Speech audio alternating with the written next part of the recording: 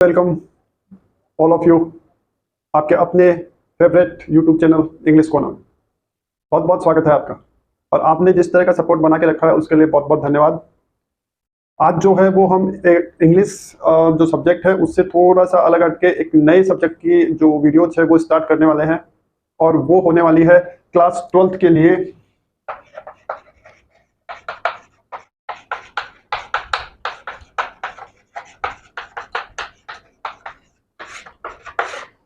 Political science, राजनीति विज्ञान। Class 12th के लिए है अभी तो। उसके बाद में 11th और 10th की एसएसटी, कोशिश ये रहेगी कि 9th के एसएसटी को भी इंक्लूड किया जाए। पॉसिबल होगा तो उसको भी इंक्लूड किया जाएगा। फिलहाल प्लान यही है कि 10 टू 12th क्लास को कवर किया जाए, 11th 12th पॉलिटिकल साइंस और 10th की एसएसटी। आज से हम स्टार्ट कर रहे हैं क्लास 12th का जो पॉलिटिकल साइंस है उसकी, और उसमें जो टॉपिक है जिसको आज इस वीडियो में जितना भी हो सकेगा अपन डिस्कस करेंगे वो है बाइपोलरिटी।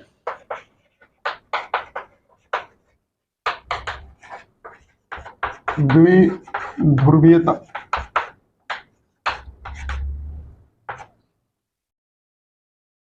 दो पोल, दो ध्रुव, जैसे कि आपने ग्लोब में देखा होगा साउथ पोल नॉर्थ पोल, वैसे ही ये है बाइपोलरिटी, द्विध्रुवीयता या ध्रुवता। अब इसको समझने से पहले, ये जो टॉपिक है इसको समझने से पहले हमें थोड़ा सा इससे पहले वाला जो टॉपिक है उस पर अपना जो कंसंट्रेशन है वो ले जाना पड़ेगा, क्योंकि उसके बिना फिर ये कंप्लीट नहीं हो पाएगा। और क्योंकि जो सिलेबस है उसको 30% डिक्रीज किया गया है, रिड्यूस किया गया है, हटा दिया गया है, उसमें उस टॉपिक को भी हटा दिया गया है जो इससे पहले हमें जानना जरूरी है, और वो है कोल्ड वॉर। इसको कहते हैं शीत युद्ध।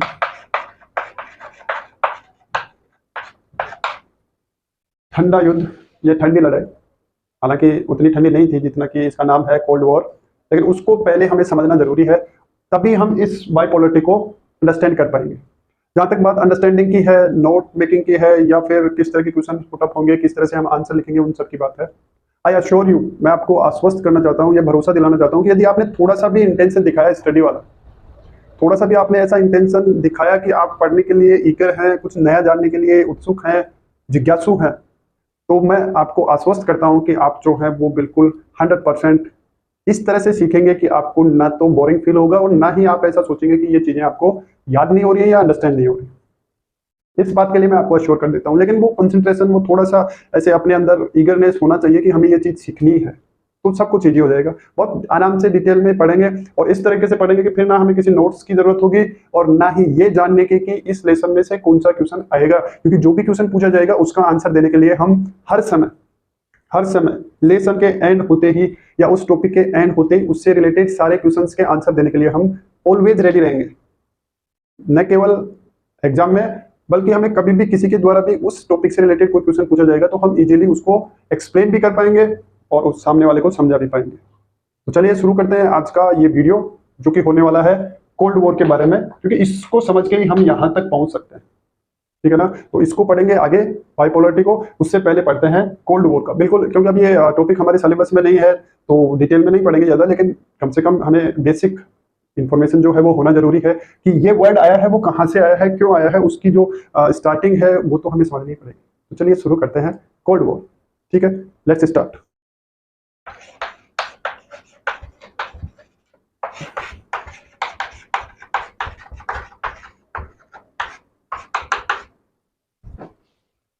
What was the Cold War, या what is the Cold War?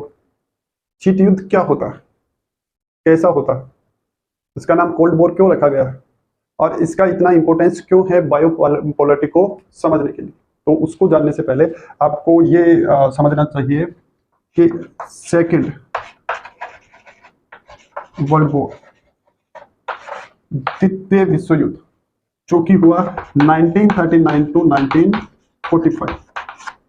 1945 में एंड हुआ, स्टार्ट हुआ था 1939 में, और एंड कब हुआ, जब जापान जो है इसके जो दो सिटी हैं,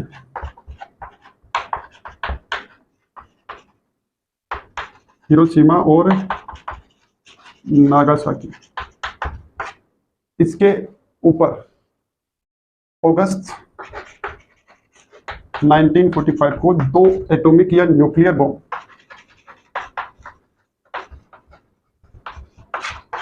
ड्रॉप किए गए यूएसए के द्वारा। किसके द्वारा? यूएसए के द्वारा, यूनाइटेड स्टेट्स ऑफ अमेरिका। तो इसने जापान जो था वो उसके जो दो ये सिटीज हैं हिरोशिमा और नागासाकी, आपने इनके नाम सुने ही होंगे। अगस्त 1945 में इसके ये दो जो सिटीज या शहर हैं इनके ऊपर 2 न्यूक्लियर या एटॉमिक बॉम्ब ड्रॉप किए, गिराए, और लार्ज अमाउंट में।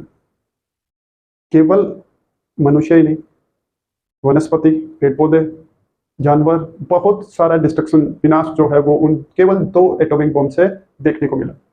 और जैसे ही वो डिस्ट्रक्शन देखा गया, वहीं पे वर्ल्ड वॉर सेकेंड जो था वो एंड हो गया, क्योंकि जापान ने सरेंडर कर दिया, क्योंकि वो नहीं चाहता था कि और ज़्यादा नुकसान हो और ज़्यादा लॉस हो लाइफ का और प्रॉपर्टी का, तो उसने सरेंडर कर दिया। सरेंडर के साथ ही वर्ल्ड वॉर सेकेंड एंड हो गया। अब केवल वर्ल्ड वॉर सेकेंड एंड हुआ 1945 में, और जैसे ही ये एंड हुआ, कोल्ड वॉर जो था वो स्टार्ट हो गया। दूसरा विश्व युद्ध तो खत्म हुआ, और जैसे ही वो खत्म हुआ, कोल्ड वॉर स्टार्ट हो गया। अब कोल्ड वॉर एक्चुअली होता क्या है, बेसिक या नॉर्मल अपन लैंग्वेज में समझे इसको, तो इसको हम इस तरह से कैसे समझ सकते हैं कि दो, मान लीजिए ये दो जो है वो ऐसे इंसान हैं जो बराबर पावर रखते हैं, जिनकी पावर्स जो है वो सेम है। सेम भी यदि जैसे अपन ये कहेंगे फाइनेंशियली सेम है, मसल पावर में सेम है, मिलिट्री पावर में सेम है, वैसे भी नहीं थे। तो यहाँ पे जब आप देखेंगे इसको ए और बी को, ये अलग आइडियोलॉजी का व्यक्ति है, ये अलग आइडियोलॉजी का व्यक्ति है, लेकिन दोनों है पावरफुल। दोनों क्या है? पावरफुल। और दोनों को पता है कि यदि वो डायरेक्ट एक दूसरे से वॉर करते हैं, एक दूसरे से यदि डायरेक्ट वॉर में इंक्लूड होते हैं, तो फिर नुकसान लार्ज स्केल पे होता है, तो लॉस है वो लार्ज स्केल पे होगा। फिर वैसी सिचुएशन बनेगी जैसी कि केस में बनी थी, सेकेंड वर्ल्ड वॉर में बनी थी, दूसरे विश्व युद्ध में बनी थी। तो उससे बचने के लिए इन्होंने क्या किया, ये क्या करेंगे, फिर अपने जो एलाइज हैं, साथी जो हैं, पार्टनर जो हैं, उन पर अपना इन्फ्लुएंस, प्रभाव बढ़ाना शुरू करेंगे, उनको अपनी साइड में करने की कोशिश करेंगे, जैसे भी हो, साम दाम दंड भेद, जैसे भी होगा। ये ए जो है वो अपने जो टाइप के लोग हैं या अपनी जो आइडियोलॉजी को फॉलो करने वाले लोग हैं उनको साथ में लेगा, बी जो है वो अपनी आइडियोलॉजी के लोगों को अपने साथ में लेगा। ये दोनों जो है वो कभी भी डायरेक्ट वॉर की सिचुएशन में नहीं आते हैं, बल्कि इनके जो चेले चपाटे हैं या जो इनके सहयोगी हैं वो आपस में फिर लड़ेंगे, और उनको लड़ाने में भी दोनों का ही महत्वपूर्ण रोल होगा। फॉर एग्जाम्पल, अभी फिलहाल जो है वो रसिया जो है वो यूक्रेन पे अटैक कर रहा। अब यूक्रेन जो है वो किसी जमाने में रसिया का साथी था, या मैं ये कहूँ कि ये एक पोल और ये दूसरा पोल, यूएसएसआर, सोवियत यूनियन जिसे कहते हैं, उसका पार्ट था यूक्रेन। मतलब एक ही समझ सकते हैं उनको। बाद में जब इसका सोवियत यूनियन का विघटन हुआ, ये टूट गया अलग अलग देशों में, तो यूक्रेन भी जो है वो उससे अलग हो गया, लेकिन था वही पार्ट उसका पहले। अब ये जो रसिया जो है वो अटैक कर रहा है यूक्रेन पे, उसमें गलती यूक्रेन की नहीं है, गलती यूक्रेन की नहीं है, क्योंकि यूक्रेन को शामिल होना है नेटो में। ये फिर से एक टेक्निकल वर्ड आ गया है, नॉर्थ अटलांटिक ट्रीटी ऑर्गेनाइजेशन। तो ये जो है वो यूक्रेन जो है वो इस ऑर्गेनाइजेशन में इंक्लूड होना चाहता है, शामिल होना चाहता है, लेकिन रशिया जो है वो उसको अपोज कर रहा है, उसका विरोध कर रहा है, क्योंकि यूक्रेन से इस रशिया की जो कैपिटल मॉस्को है उसकी जो डिस्टेंस है वो बहुत ही कम है, और वो नहीं चाहता है, क्योंकि इसके बारे में भी डिस्कशन करेंगे नेटो की क्या रूल्स एंड रेगुलेशंस हैं, और वही रूल्स एंड रेगुलेशंस इस ये जो वॉर जैसी सिचुएशन चल रही है रशिया यूक्रेन के बीच में उसका रिस्पॉन्सिबल है। तो ये जो नेटो है इसका हेड जो है वो है ये यूएस। ये भाई साहब जो है वो उसको नेटो में शामिल करने के लिए उसको, जैसे अपने इंडिया में कहते हैं, चने के झाड़ पे चढ़ाना। अब आप कल्पना कीजिए, कहाँ रशिया, कहाँ यूक्रेन, दूसरा, और उसको इस तरीके से वो चने के झाड़ पे चढ़ा रहा है कि साफ कर देंगे रशिया को, ये कर देंगे, वो कर देंगे, और वो जो है वो चने के झाड़ पे चढ़ा जा रहा है। अब कौन जीतेगा कौन हारेगा वो एक अलग मैटर है, लेकिन बर्बाद हो रहा है। एक ब्यूटीफुल नेशन, ब्यूटीफुल कंट्री, बहुत ही नेचुरली जो है वो बहुत ही रिच है, बहुत ही सुंदर देश था। अब तो क्या है, था पहले, इस वॉर से पहले था, अब बिल्कुल खंडहर में बदल चुका है। अब यदि वो जीत भी जाते हैं तो क्या होगा, बहुत पीछे चले गए। चलो वो अब आगे फ्यूचर बताएगा क्या होगा उसका, लेकिन ये जो है वो उसको बढ़ावा दे रहा है कि आप युद्ध करिए, हम आपके साथ में हैं। जबकि इसको अच्छे से पता है कि अटैक तो रशिया कर रहा है, तो ये सीधा इससे ही मुकाबला कर सकता है, लेकिन ऐसा नहीं कर रहे हैं। ये दोनों आपस में सीधे नहीं लड़ रहे हैं, ये इसको वेपन सप्लाई कर रहा है, ये डायरेक्ट इस पर अटैक कर रहा है, तो इनडायरेक्टली दोनों लड़ रहे हैं। यूक्रेन जो है वो इससे अपने दम पे नहीं लड़ रहा है, यूएसए उसको वेपन्स या नेटो जो है वो उसको वेपन्स दे रहा है यूक्रेन को, और रशिया डायरेक्टली इन्वॉल्व है ही उसके अंदर। तो दोनों जो है वो जो सुपर पावर्स जिन्हें कहते हैं, महाशक्तियां, वो आपस में डायरेक्ट हिट नहीं करके इनडायरेक्टली एक दूसरे को हिट करने की कोशिश करते हैं, और यही नॉर्मल वर्ड्स में क्या कहलाता है, कोल्ड वॉर। अब कोल्ड वॉर फिलहाल नहीं है, यूएसएसआर के टूटने के बाद में उसी के समय माना जाता है कि कोल्ड वॉर जो था वो एंड हो गया था। वो ये जो इसका टूटना या जो इसका विघटन था वो हुआ था 1991 में, तभी कोल्ड वॉर को एंड माना जाता है। लेकिन कहीं ना कहीं वो जो लॉ है, वो चिंगारी जो है वो अभी भी चल रही है, और वो कोल्ड वॉर जो है वो अभी भी दोनों जो सुपर पावर्स हैं वो उसको कंटिन्यू किए हुए हैं। 1991 के बाद में यूएसएसआर जो था वो बेसिकली बन गया रशिया, और in terms of power, in terms of money making, बहुत सारे जो रीजन्स थे उसके कारण से ये जो है यूएसए वो एकमात्र one and only super powers रह गया पूरे वर्ल्ड में। तो इसका फायदा ये उठाता है, रशिया को भी लॉस करने की कोशिश करता है, हिट करने की कोशिश करता है। और यही दो पोल हैं जिस बायोपोलरिटी की अपन बात कर रहे थे, एक पोल रशिया है, दूसरा पोल जो है वो यूएसए। पहले दो पोल थे, यूएसए और यूएसएसआर, फिर जब वो कोल्ड वॉर एंड हो गया उसके बाद में रशिया जो है वो दूसरा पोल, लेकिन थोड़ा कमजोर पोल। दूसरा ध्रुव कौन था, रशिया था, लेकिन अब वो यूएसए के मुकाबले थोड़ा सा क्या हो गया है, कमजोर हो गया है, वो छोटे छोटे देशों के निकल जाने के बाद में। तो अब जो है वो बात ये है कि कोल्ड वॉर जो था उसका क्या लॉस हुआ, कब स्टार्ट हुआ, कब एंड हुआ, इस दौरान या उस ड्यूरेशन में कौन कौन से इंपॉर्टेंट जो है वो इंसिडेंट हुए, कौन कौन से इंटरनेशनल इश्यूज जो है वो क्रिएट हुए, जिससे कि एक बार फिर से थर्ड वर्ल्ड वॉर की सिचुएशन भी बनी कई बार, लेकिन हुआ नहीं, गनीमत है।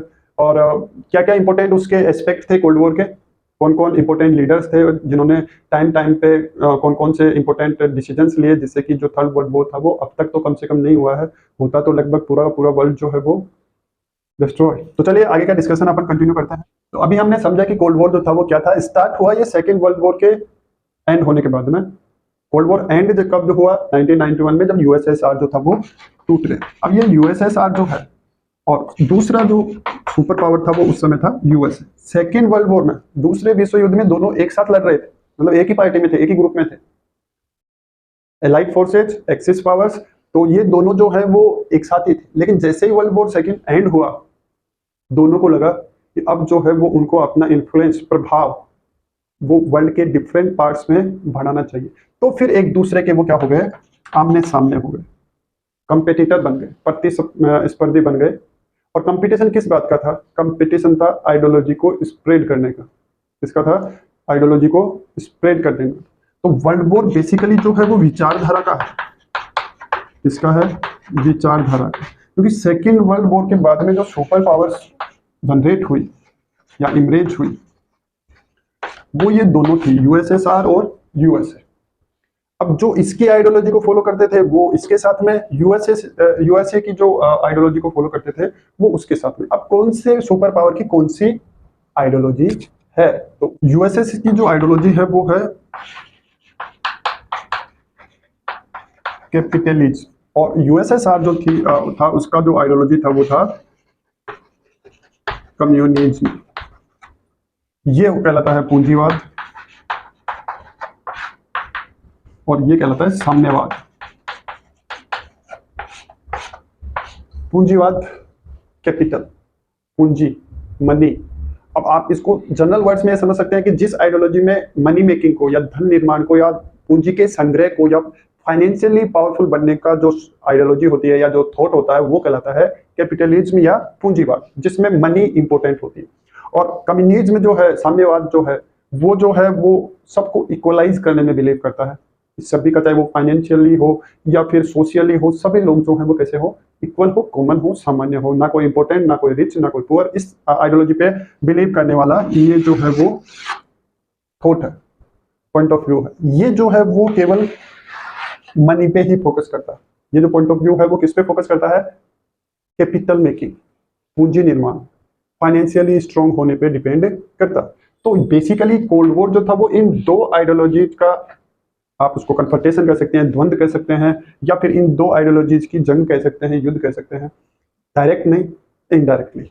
अब जो देश या जो कंट्रीज कम्युनिज्म को फॉलो करना चाहते थे वो थे यूएसएसआर के साथ में, और जो कैपिटलिज्म या पैसे वाली आइडियोलॉजी को या मनी वाली आइडियोलॉजी को फॉलो करना चाहते थे वो थे यूएसए के साथ में। अब आप एक तरह से ये समझ सकते हैं कि सारे जो रिच कंट्रीज थे वो सारे यूएसए के साथ में, और ये जो है रशिया और सराउंडिंग स्मॉल स्मॉल कंट्रीज वो सारे जो थे वो इनकी आइडियोलॉजी का जो इम्पैक्ट है वो उसी साइड में ज्यादा होगा। अब ये जो है वो कहलाता था फर्स्ट वर्ल्ड, पहली दुनिया। यूएसएसआर जो था वो कहलाता था सेकंड वर्ल्ड, दूसरी दुनिया। अब एक तीसरी दुनिया और है, और वो है एशिया, जहां हम हैं। तो ये यूएसए और यूएसएसआर चाहते थे कि जो भी ब्रिटेन के जो कॉलोनाइज कंट्रीज हैं, जो उपनिवेशिक कंट्रीज हैं जिनके ऊपर अंग्रेजों का शासन था या रूल था, वो जैसे जैसे फ्रीडम गेन कर रहे थे वो एक कोई भी एक ग्रुप जो है वो चुने, चाहे यूएसए के साथ में जाए चाहे यूएसएसआर के साथ में जाए, जिसके भी ग्रुप में जाना चाहें जाएं, लेकिन कम से कम किसी एक ग्रुप को सेलेक्ट करें। और इन्होंने अपने आसपास के जो थे, जैसे यूरोप जो था वो ईस्टर्न यूरोप और वेस्टर्न यूरोप दो भागों में बट गया, और दोनों जो है वो अपनी अपनी आइडियोलॉजी या अपने अपने जो जियोग्राफिकल स्ट्रक्चर था उसके अकॉर्डिंग एक दूसरे के साथ में चले गए। लेकिन ये जो जगह है थर्ड वर्ल्ड, तीसरी दुनिया, इसमें क्या हो, किसका इम्पैक्ट ज्यादा हो, यूएसएसआर का हो या फिर यूएसए का? क्योंकि ये कोल्ड वॉर जो था ना वो था तो दोनों के बीच में, लेकिन लड़ाई यहाँ गया है, ज्यादा इम्पैक्ट यहाँ हुआ। तो एशिया पे किसका रूल होगा या किसका इन्फ्लुएंस ज्यादा होगा, बस उसी के लिए दोनों जो हैं वो यहाँ के देशों को आपस में लड़ाते भड़काते। 1947 के बाद में भारत फ्री हुआ, पाकिस्तान नया देश बना, पाकिस्तान का साथ दिया यूएसए ने, जब जब भी दोनों देशों के बीच में क्लैश हुआ, टकराव हुआ, यूएसएसआर ने भारत का साथ दिया। तो दोनों जब नेबरिंग कंट्रीज के बीच में कोई भी डिस्प्यूट या इशू क्रिएट होता था तो दोनों एक एक को पकड़ लेते थे कि मैं तेरे साथ हूँ, वो कहता था मैं तेरे साथ हूँ। फाइनेंशियली और मिलिट्री जो एड या मदद थी वो दोनों अपने अपने जो भी पार्टनर्स थे उनको करते थे। तो यही मोटा मोटी या जो बेसिक कोल्ड वॉर था वो ये था। आज के लिए इतना सफिशियंट होगा आई होप, क्योंकि बहुत ही कॉम्प्लेक्स चीज़ें हैं, बहुत ही जटिल चीज़ें हैं, समझना थोड़ा सा टफ है। स्टार्ट से चलेंगे, बिल्कुल धीरे धीरे चलेंगे, कोई दिक्कत नहीं है। आप जो है वो चीज़ों को बिल्कुल स्टार्ट से और पिन पॉइंट समझने की कोशिश कीजिए, बस सारी चीज़ें ईजी हो जाएगी। कहाँ से स्टार्ट हुआ, कहाँ कहाँ कौन कौन से इंपॉर्टेंट इश्यूज क्रिएट हुए, बस उस पर फोकस रखिए। बेसिकली कोल्ड वॉर ये दो जो ग्रुप हैं, यूएसए जिसको लीड कर रहा था एक ग्रुप वो, और दूसरा ग्रुप यूएसएसआर जो लीड कर रहा था वो, उन दो ग्रुप्स के बारे में और बाकी की इन्फॉर्मेशन जानते हैं नेक्स्ट वीडियो में। टिल देन एक बार पूरा वीडियो देखने के बाद में यदि समझ में नहीं आए तो एक बार फिर से रिवॉच करिएगा, थोड़ा ध्यान से देखिएगा, बस सब चीज़ें समझ में आ जाएंगी। बिल्कुल लोकल करके अपन अपनी भाषा में अपने तरीके से चीज़ों को समझेंगे, कोई भी टेक्निकल वर्ड जो है उसको सिंप्लीफाई करके अपने भाषा में उसको समझेंगे, जिससे कि कम से कम हमें पता तो हो कि एक्चुअली हुआ क्या है, जिससे कि जब भी हमें किसी क्वेश्चन का आंसर लिखना पड़े या एक्सप्लेन करना पड़े इजीली अपन वो काम कर सकें। थैंक्स फॉर वॉचिंग, मिलते हैं नेक्स्ट वीडियो में। इससे आगे की प्रोसेस के साथ में बने रहिए, देखते रहिए, चैनल को सपोर्ट करते रहिए, लाइक कमेंट कर सकते हैं, शेयर नहीं किया तो शेयर भी कर सकते हैं और आनंदित रह सकते हैं। Take care of yourself, be happy, good night, take care, see you soon in the next video, bye bye.